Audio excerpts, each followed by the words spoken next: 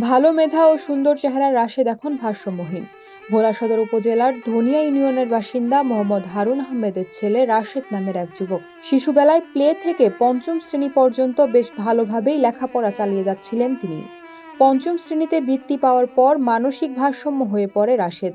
এরপর থেকেই প্রায় ৮ বছর যাবৎ শিকলবন্দি রয়েছেন তিনি। ভোলা থেকে আমাদের জেলা প্রতিনিধি মোহাম্মদ রানা ইসলামের পাঠানো তথ্যচিত্রের ভিত্তিতে ডেস্ক রিপোর্ট।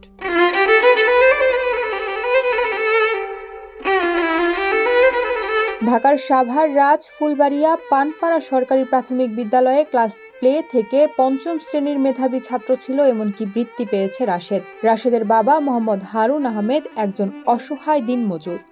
ভাগ্যের কি পরিহাস, বিগত ৩০ বছর আগে ভোলার নিজ বাড়ি নদীতে ভেঙে যায়। তার ২ সন্তান ও স্ত্রীকে নিয়ে হারুন ঢাকায় ভাড়াটিয়া বাসায় বসবাস করেন।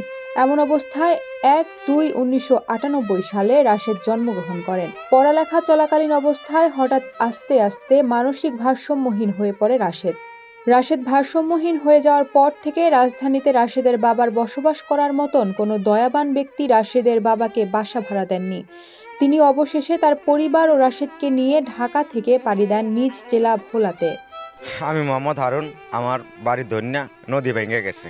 কিন্তু আমার ৪ ছেলে, এক ছেলের নাম সোহেল, রাসেল, আরেক ছেলের নাম রাশেদ, আরেক ছেলের নাম শুভ, ছোট। ও হইল ৩ নম্বর ছেলে আমার।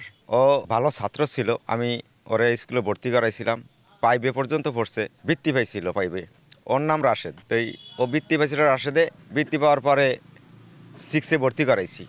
6 ভর্তি করাইছি, আর স্কুলে যায়, কোনোদিন যায় কোনোদিন যায় না, কোনোদিন যায় কোনোদিন যায় না। এইভাবে স্যাররা আমার রিপোর্ট দিল। পরে দেখি যে এক গাছতলে বয়ে থাকে, ওইখানে বয়ে থাকে, ওইখানে বয়ে থাকে। এনে মানুষের মারধর করে, আমাদেরকে মারধর করে। আপনারা তো নিজেরাই দেখেন যে কি বকাবকি করে, কেউ কাছে যাইতে পারি না। বাদ দেই মেলা মারে ধরিয়া পায়খানা করে বালতির ভিতরে, এগুলো নিয়ে ওর আম্মায় ফালাইতে, ওর আম্মায় ফালাইতে ফালাইতে ওগুলি কষ্ট করে করতে করতে অসুস্থ হয়ে পড়ছে। এখন আমি রাজমিস্ত্রির কাম করে খাই, ওর চিকিৎসাও করতে পারি না, ওর কিছু দিতেও পারি না। আমরা কোনো বাড়িতে ভাড়াও থাকতে পারি না, কারণ আমার তো বাড়িঘর নাই, জায়গা জমিনও নাই, নদী ভাঙিয়ে নিয়ে গেছে। রাজমিস্ত্রি কাজ করে রাশেদের দৈনিক আয়ের টাকায় ১,০০০ টাকার ওষুধ ও পরিবার নিয়ে সংসার চালাতে হিমশিম খাচ্ছেন রাশেদের বাবা হারুন।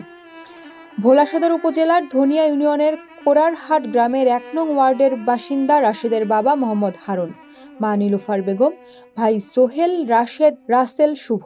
রাশেদ ৩ ভাইয়ের মধ্যে দ্বিতীয় নাম্বার তিনি। ভোলা সদর উপজেলার সমাজ সেবা কর্মকর্তা বলেন, সমাজ সেবা অফিস থেকে রাশেদকে পর্যাপ্ত সহযোগিতা করা হবে।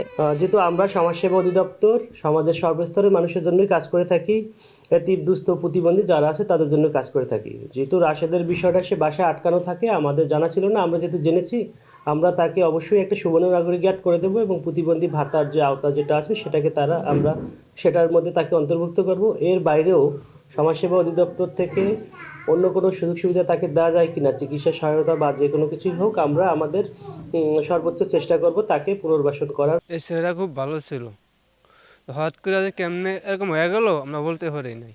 অনেক এলাকার মানুষ অচিল্লা হলাতে ঘুমাইতে হয় না, খুব যন্ত্রণার ভিতরে আছে। আমার নাম মোহাম্মদ সোহেল, ও আমার ছোট ভাই। ওর দীর্ঘদিন ধরে এই পরিস্থিতি, ওর চিকিৎসা চালানোর মতন আর্থিক অবস্থা এখন আমাদের ভালো না। যদি কেউ আমাদের হেল্প করতো, কোনো সরকারি লোক আমাদের সাহায্য করতো, তাহলে আমরা ওর চিকিৎসা চালাতে পারতাম।